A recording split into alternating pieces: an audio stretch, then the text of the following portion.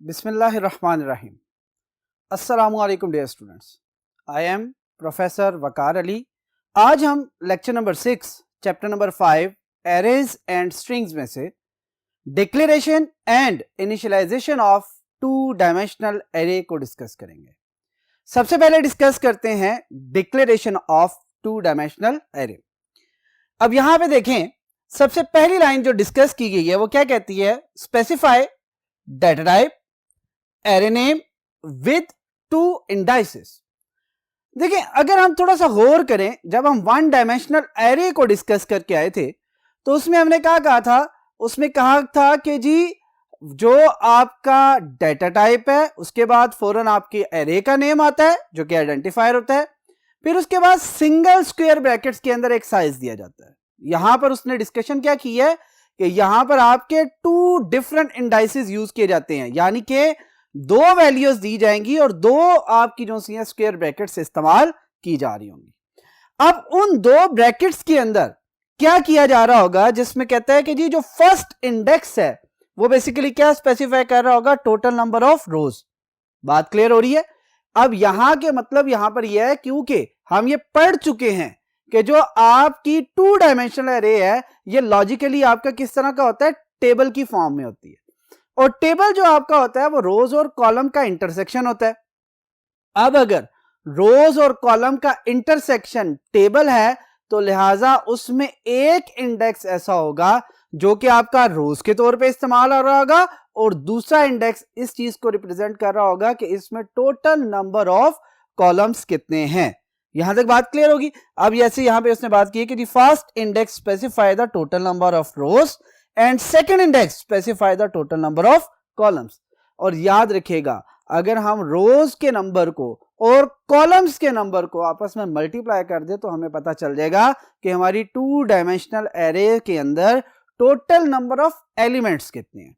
और याद रखिएगा कि हर सिंगल जो एलिमेंट है उसे आइडेंटिफाई करने के लिए आइडेंटिफायर नेम के साथ आपके दो इंडेक्सेस यूज किए जा रहे होंगे। फर्स्ट आपका रो का इंडेक्स होगा और सेकंड आपका किसका होगा? आपका कॉलम का इंडेक्स होगा। अब आगे मूव करते हैं टुवर्ड्स नेक्स्ट बोर्ड और देखते हैं कि डिक्लेरेशन के बेसिक रूल्स क्या हैं, किस तरह हम डिक्लेयर करेंगे और बाकी इसकी एग्जांपल्स को देखेंगे। चले मूव करते हैं टुवर्ड्स नेक्स्ट बोर्ड। जी डियर स्टूडेंट्स, अब हम देखते हैं सबसे पहले कि जी जो हमारी टू डायमेंशनल एरे है इसको डिक्लेयर करने का सिंटैक्स क्या है। जब हम बात करते हैं सिंटैक्स की तो सबसे पहले आप देखिए हमने क्या कहा था? स्पेसिफाई क्या करना है? Data type. फिर स्पेसिफाई क्या करना है? Array name. फिर हमने क्या कहा था? दो इंडाइसेस आप इस्तेमाल कर रहे होते हैं जिसमें से फर्स्ट इंडेक्स आपका देख लें रो साइज को रिप्रेजेंट कर रहा है और सेकंड आपका किसको रिप्रेजेंट कर रहा है? Column size. अब यहां पे जरा गौर कीजिएगा, कहता क्या है या क्या डिस्कस करता है यहां पर डिस्कस ये करता है कि जी जो आपका डाटा टाइप है वो कोई भी वैलिड डाटा टाइप हो सकती है। अब वैलिड डाटा टाइप का मतलब यह है कि इंटीजर हो सकती है, फ्लोट हो सकती है, डबल हो सकती है, चार हो सकती है, या ये जितनी भी मेन डाटा टाइप्स हैं इनके साथ आप कोई भी क्वालिफायर इस्तेमाल करके इसकी रेंज को इंक्रीज या डिक्रीज कर सकते हैं। फिर उसके फौरन बाद डाटा टाइप के बाद आपके पास क्या आ जाता है? एरे नेम आ जाता है। एरे नेम का मतलब है वेरिएबल नेम, और वेरिएबल नेम के लिए वो तमाम के तमाम रूल्स एप्लीकेबल है जो कि हमने स्पेसिफिकेशन ऑफ रूल्स में देखा था। यानी कि जो हमने रूल्स स्पेसिफाई किए थे कि कोई भी जो वेरिएबल नेम होगा वो किन किन रूल्स को फॉलो करेगा वो उसके पर हम जो से रिलाई करवाएंगे। ठीक हो गया? और फिर उसके फौरन बाद फर्स्ट इंडेक्स आएगा। फर्स्ट इंडेक्स का मतलब है स्क्वायर ब्रैकेट के अंदर आपको यह बताना है कि जी इस एरे की टोटल नंबर ऑफ रोज कितनी होंगी, ये आपको पता चल गया रो साइज से। फिर सेकंड आपका जो सा स्क्वायर ब्रैकेट है वो ये बताएगी कि इस इंडेक्स में या इस एरे के अंदर टोटल नंबर ऑफ कॉलम्स कितने होंगे। बात क्लियर होगी? यानी कि जो स्क्वायर ब्रैकेट्स लगी हुई हैं दो आपकी एरे नेम के बाद जो कि दो डिफरेंट इंडाइसेस को रिप्रेजेंट कर रही हैं, उसमें फर्स्ट जो स्क्वायर ब्रैकेट है वो किसको रिप्रेजेंट करेगी? टोटल नंबर ऑफ रोज को, और सेकंड जो सी आपकी इंडेक्स है यहाँ जो आपकी स्क्वायर ब्रैकेट्स हैं वो ये रिप्रेजेंट कर रही होंगी कि इसके अंदर टोटल नंबर ऑफ कॉलम्स कितने हैं। अब चलते हैं हम एग्जांपल की तरफ और देखते हैं एग्जांपल में क्या है। फॉर एग्जांपल मैंने क्या है, कोई भी वैलिड डाटा टाइप हो सकती है, लिहाजा यहाँ पे आपने किया लिखा इंट। इंट के बाद देखिए आपने स्पेस दी है। याद रखिएगा डाटा टाइप और जो भी आपका वेरिएबल नेम होता है उनके दरमियान हमेशा क्या होती है, स्पेस होती है। उसकी वजह क्या है कि डेटा टाइप का सेपरेट होना और वेरिएबल नेम का सेपरेट होना जरूरी है, लिहाजा आप सेंटर में क्या देते हैं, आपको स्पेस देनी पड़ती है। फिर उसके बाद देखिए आपने ए एक एरे का नेम दिया है, A is a valid variable name, ठीक है। उसके बाद आपने फर्स्ट स्क्वायर ब्रैकेट में क्या लिखा है 3 और सेकंड में क्या लिखा है 4। इसका मतलब है ए एक एरे है, उसके अंदर जो भी एलिमेंट्स होंगे वो सारे के सारे किस डेटा टाइप के होंगे, इंटीजर के। उसमें टोटल नंबर ऑफ रोज 3 है, उसके टोटल नंबर ऑफ कॉलम्स 4 है। लिहाजा अगर ए एरे के टोटल नंबर ऑफ एलिमेंट्स की बात की जाए तो कहता है इसके अंदर टोटल नंबर ऑफ एलिमेंट्स 12 होंगे। बात क्लियर होगी, यानी कि हर रो के अंदर टोटल नंबर ऑफ कॉलम्स कितने होंगे, 4। यानी कि फर्स्ट रो है तो उसके अंदर कितने कॉलम है, 4। सेकंड रो है उसके अंदर कितने कॉलम है, 4। थर्ड रो है उसके अंदर कितने कॉलम है, 4। और अगर इन सब को ऐड कर लिया जाए तो टोटल नंबर ऑफ एलिमेंट्स आपके कितने बन जाते हैं, 12 बन जाते हैं। अब इससे नेक्स्ट चलते हैं। फ्लोट डाटा टाइप है, इसका मतलब है जो भी डाटा हमने स्टोर करना है वो क्या होगा, फ्लोटिंग पॉइंट होगा, रियल नंबर होगा, जिसके अंदर डेसिमल पॉइंट आ रहा होगा वो वैल्यू होगी। नाम क्या है उसका, हाइट, यानी कि आपने एरे का नाम क्या है, हाइट। हाइट कोई रिजर्व वर्ड नहीं है, कोई की वर्ड नहीं है, स्मॉल लेटर्स में लिखा हुआ है, अल्फाबेट से स्टार्ट हो रहा है, कोई स्पेशल सिंबल जिसमें इस्तेमाल नहीं किया जा रहा। अब हम चलते हैं, height is a valid variable name, ये भी क्लियर हो गया। उसके बाद आप क्या करते हैं, स्क्वायर ब्रैकेट के अंदर आपने फर्स्ट में क्या लिखा हुआ है 5 और सेकंड में क्या लिखा हुआ है 6। इसका मतलब क्या है कि हाइट एक ऐसी एरे है जिसमें टोटल नंबर ऑफ रोज आपके पास कितनी है, 5, जबकि टोटल नंबर ऑफ कॉलम्स आपके पास कितने हैं, 6। अगर हम दोनों को मल्टीप्लाई करें तो इसका मतलब है टोटल नंबर ऑफ एलिमेंट्स 5 × 6 30 बनते हैं। यानी कि हर रो के अंदर, जो कि फर्स्ट रो है उसके अंदर भी 6 कॉलम, सेकंड रो के अंदर भी 6 कॉलम, थर्ड के अंदर भी 6, फोर्थ के अंदर भी 6, फिफ्थ रो के अंदर भी आपके 6 कॉलम होंगे। और ये सब को ऐड किया जाए तो टोटल नंबर ऑफ एलिमेंट्स आपके कितने बनते हैं, 30 एलिमेंट्स। इसका मतलब है हाइट जो सी है एक ऐसी एरे है जो कि 30 एलिमेंट्स को कंटेन कर रही होंगी, जो कि लॉजिकली किस फॉर्म में अरेंज हुआ होगा, आपका टेबल की फॉर्म में अरेंज हुआ होगा। अब हम चलते हैं नेक्स्ट इनिशियलाइजेशन की तरफ।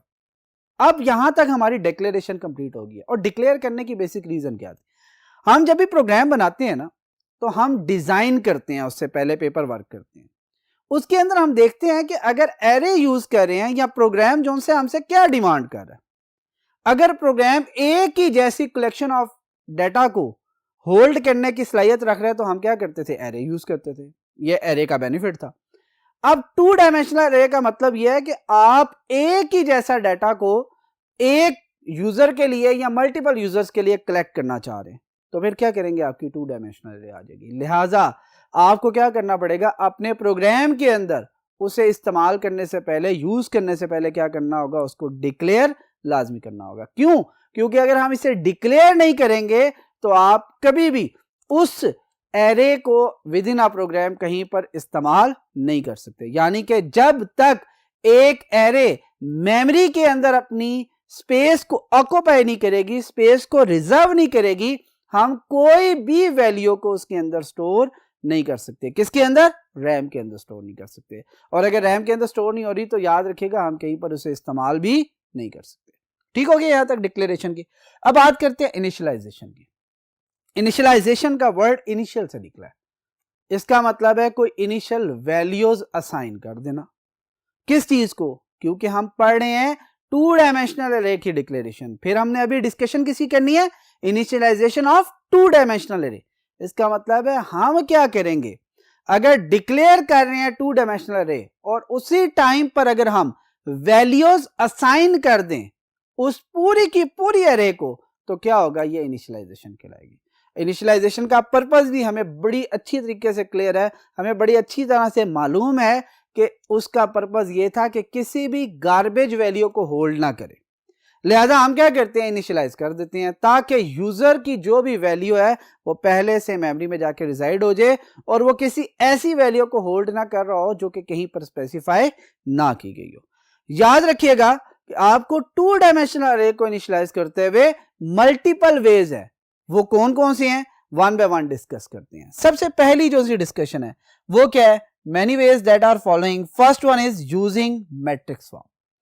मैट्रिक्स मैथमेटिक्स के अंदर हम बहुत अच्छे तरीके से पढ़ चुके हुए हैं। मैथ्स के अंदर हम मैट्रिक्स की बात क्या कहते हैं, रोज एंड कॉलम्स की फॉर्म में जो सा आपका डाटा अरेंज हुआ होता है वो क्या कहलाता है, मैट्रिक्स कहलाता है। अब जरा गौर करते हैं, देखते हैं कि ये क्या कर रहे हैं। देखें इंट ए एग्जैक्टली वही स्टेटमेंट है, ए 3 4 वही है। हमने क्या किया है, इक्वल कर दिया। इक्वल का क्या मतलब है, हमने असाइनमेंट की है। असाइनमेंट का मतलब है हम जितनी भी वैल्यूज हैं वो असाइन कर देंगे। असाइन क्यों करेंगे, ताकि इसके जितने भी एलिमेंट्स हैं हर एक के अंदर जाकर एक वैल्यू स्टोर हो जाएगी। अब जरा ये देखें, जो आपकी कर्ली ब्रेसेस हैं ब्लू कलर में लगी हुई हैं, ये क्या बता रही हैं, ये बता रही हैं एरेज की वैल्यूज का एक पूरा सेट है। ये उसका स्टार्ट है और ये उसका क्या है, एंड है। इसके अंदर अगेन अगर देखें, अगेन कर्ली ब्रेसेस की फॉर्म में सेट बने हुए हैं 3 डिफरेंट लाइंस के अंदर, 3 डिफरेंट लाइंस के अंदर, यानी कि 3 डिफरेंट रोज के अंदर। और हर रोज के कितने वैल्यूज हैं, 1 2 3 4, 1 2 3 4, 1 2 3 एंड 4। ये 4 वैल्यूज ऐसी हैं जो कि हर रोज के अंदर आ रही हैं। उसकी वजह क्या है, अब जरा गौर कीजिएगा। यहां पर हमने देखा था A3, हमने क्या कहा था, फर्स्ट किस चीज को रिप्रेजेंट करता है, टोटल नंबर ऑफ रोज को, फर्स्ट इंडेक्स। सेकंड इंडेक्स किस चीज को रिप्रेजेंट करता है, आपका टोटल नंबर ऑफ कॉलम्स को। लिहाजा यहां से हमें क्या क्लियर हो रहा है कि जी टोटल नंबर ऑफ रोज कितनी है, 3, 1 2 एंड 3। हर रो के अंदर टोटल नंबर ऑफ कॉलम्स कितने हैं, ये वो क्या कहता है, 4। लिहाजा आपको नजर आ रहा है 1 2 3 एंड 4। और अगर गौर करें तो आपको पता लगेगा कि ये लॉजिकली आपके क्या हो गए हुए हैं, अरेंज हुए हुए हैं एक फॉर्म के अंदर। बात क्लियर हुई।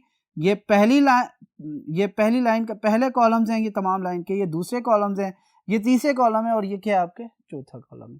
हर लाइन के कॉलम्स आपके, और ये किस फॉर्म में, आपके मैट्रिक्स।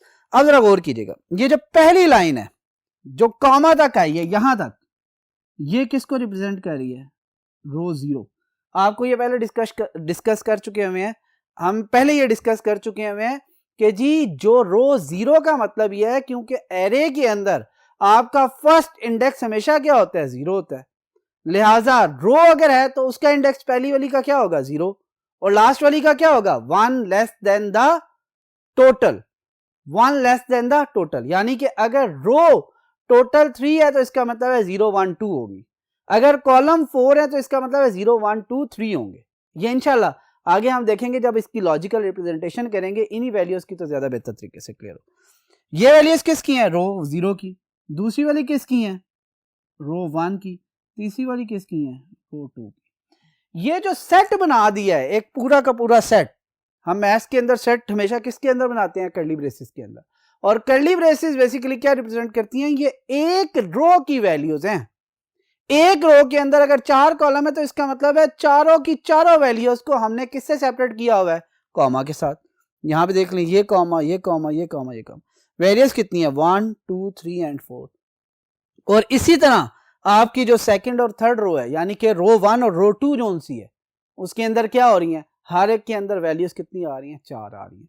और यहाँ पे हमें पता चल जाता है कि 3 × 4 टोटल नंबर ऑफ एलिमेंट्स कितनी है या वैल्यूज कितनी है, 12 है। ऑटोमेटिकली ये इसको क्या हो जाएगी, असाइन हो जाएगी।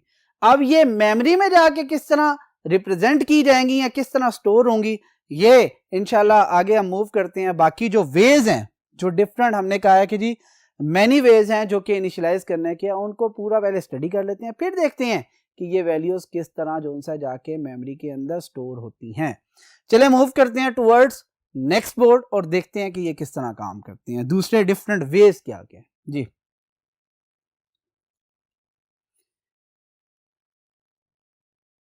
जी बेटा, अब देखें हम किस वे को देखते हैं। अब हम सेकंड फॉर्म को देखते हैं कि सेकंड किस तरह आपका डेटा जो है इनिशियलाइज किया जा सकता है या किस तरह 2 डायमेंशनल अरे को इनिशियलाइज किया जा सकता है। अब उससे क्या कहा है, कहता है यूजिंग सिंगल लाइन, यानी कि जो लास्ट हम देख के आए हैं उसमें मैट्रिक्स फॉर्म में क्या हो रहा था, एक सेट को एक लाइन में लिखा, फिर कॉमा लगा के दूसरे सेट को दूसरी लाइन में लिखा, तीसरे को तीसरी में, चौथे को चौथी लाइन में।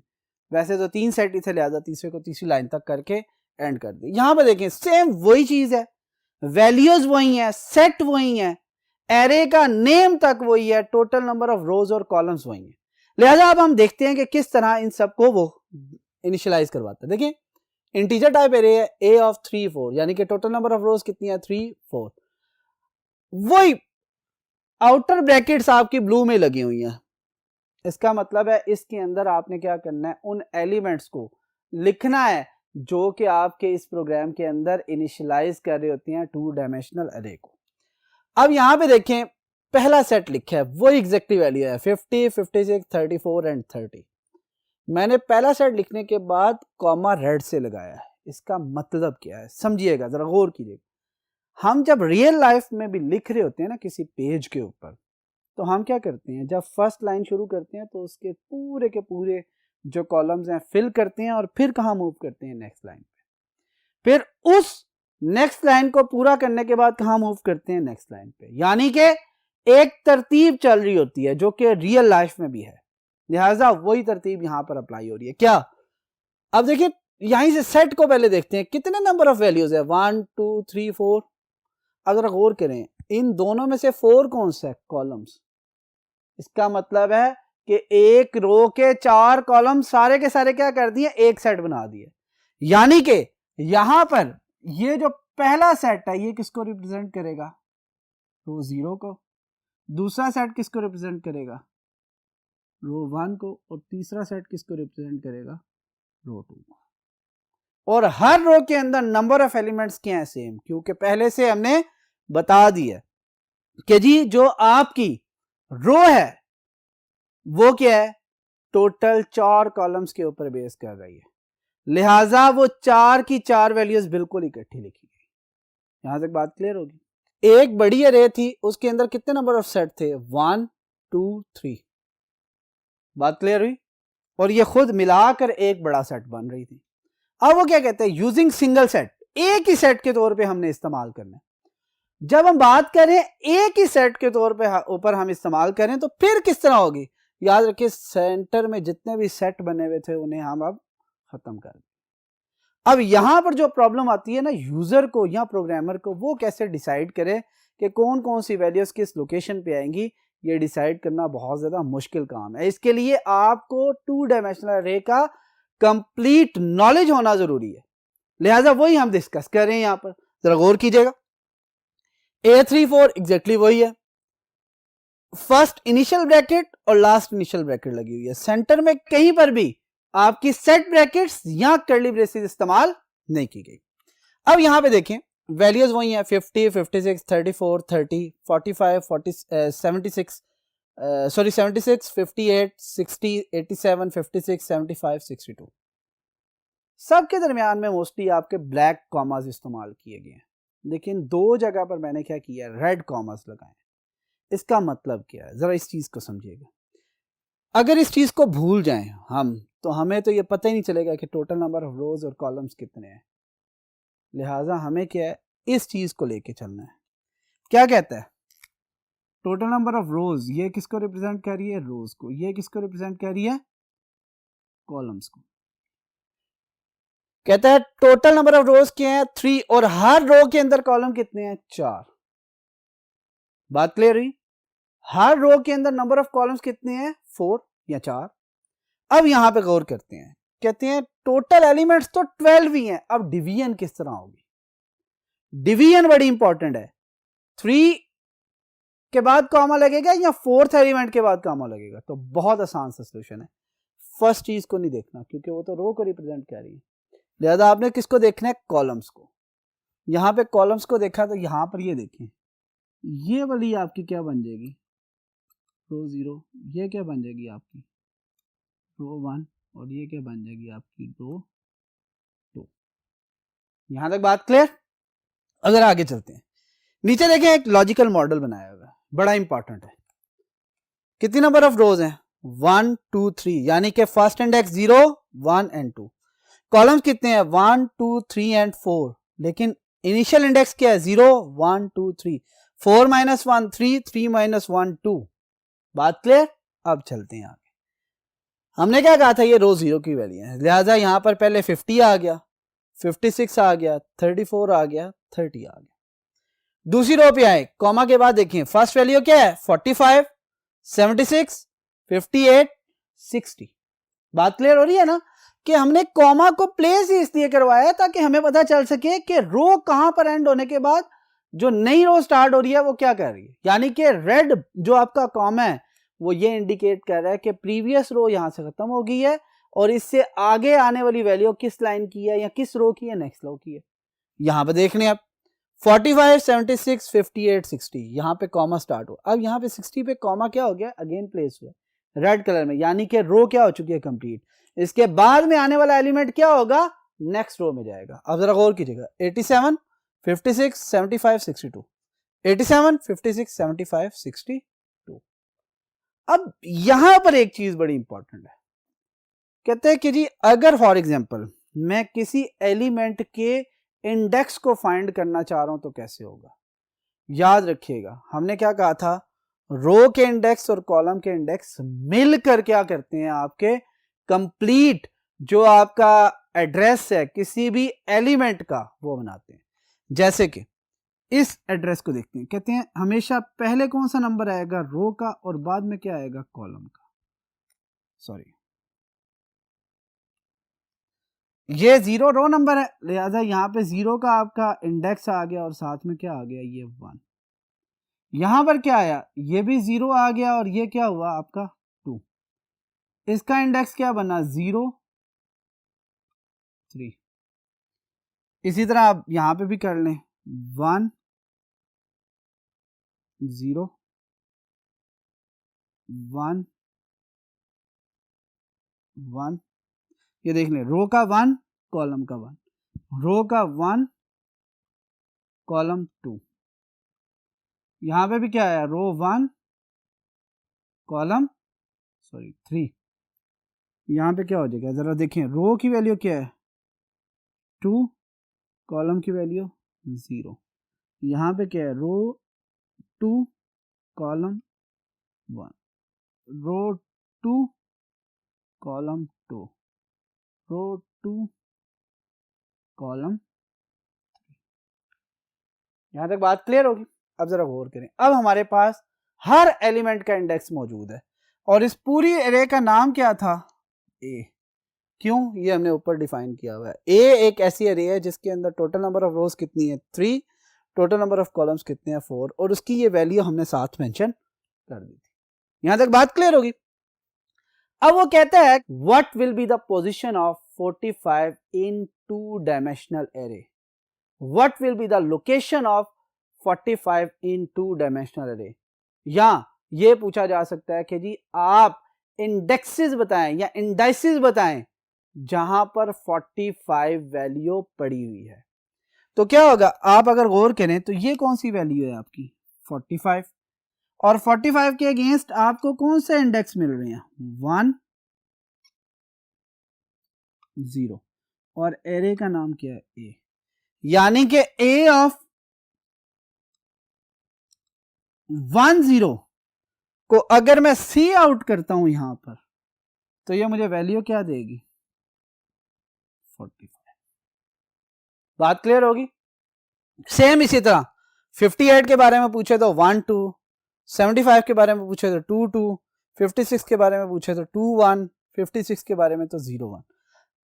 अब यहां पर एक कंफ्यूजन आती है, 56 दो जगह इस्तेमाल हो रहा है, कौन कौन सी वैल्यूज आएंगी। कहता है दोनों वैल्यूज आपको दे सकता है। बात क्लियर हुई।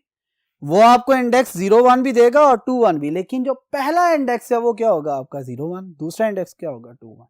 क्योंकि जब एक तरतीब से इसे देख रहा होगा तो सबसे पहले रो 0 और कॉलम 0, फिर कॉलम 1, फिर कॉलम 2, फिर कॉलम 3, यानी कि पहले रो 0 को पूरा स्टडी करेगा, फिर रो 1 को स्टडी करेगा और फिर आपकी रो 2 को स्टडी करेगा।